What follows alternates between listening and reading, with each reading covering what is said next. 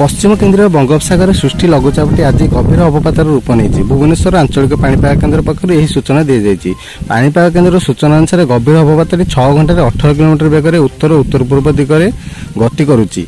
यह विशाखापट्टनम 380 पारादीप 480 किलोमीटर दूर में अवस्थित। तेज भिडियो संपूर्ण अपडेट जाना तेज पूर्व भिडियो लाइक कर चैनल सब्सक्राइब कर पाखे बेल आइकन पर क्लिक कर दिंतु।